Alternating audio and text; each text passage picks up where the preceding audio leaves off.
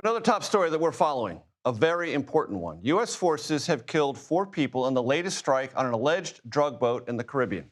This is the 20th strike by the United States that has targeted vessels in both the Caribbean and Pacific. All of those vessels are described as drug-carrying vessels from designated terrorist organizations. And here's the really important part. Multiple sources tell CBS News that senior military officials yesterday briefed President Trump on potential military operations for Venezuela.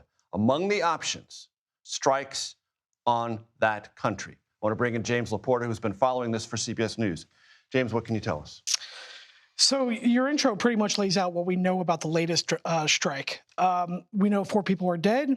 We know that the airstrike occurred on Veterans Day on Tuesday. And the other fact we know is that no U.S. service members were injured. Other than that, we don't have a video. Typically, the Defense Department, President Trump have declassified those videos and posted them very rapidly. Very rapidly. So we don't have a video yet. But given that we've almost had a video after every one of these strikes, I would suspect that they would probably very likely publish that soon. But that's the facts that we know. And so far with this latest strike, that brings the total to 80 dead and 2 rescued. About the options presented to President Trump, in what context were those options presented? Actionable? Do we imagine something might be decided in the next few days? And what does your reporting, James, tell you about the internal U.S. government deliberations about the legality of anything inside Venezuela? Right. So the military, the Defense Department is a planning institution. Of course it is. It says that all the time. They say it all the time. What they've been doing over the past couple months, in addition to these strikes on these alleged drug boats, is moving the chess pieces, in a sense.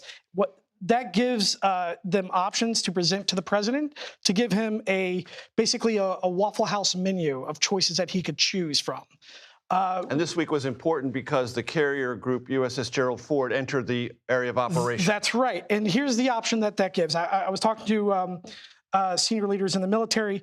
By moving the Ford into place, it gives you the option to suppress enemy air defenses in Venezuela.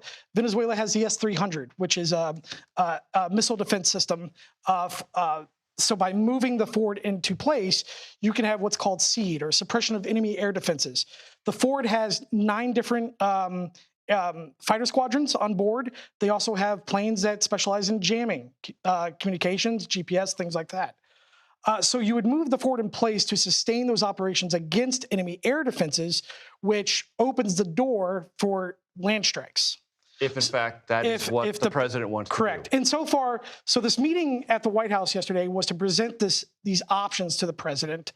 He has not decided. He has not decided yet. Our sources were clear that he has not made a decision, but it was to go over, here's the chess pieces we've moved into place. This is the current intelligence that we have, and this is what you could do if so inclined. That's right. James LaPorta, excellent reporting. I appreciate that very, very much.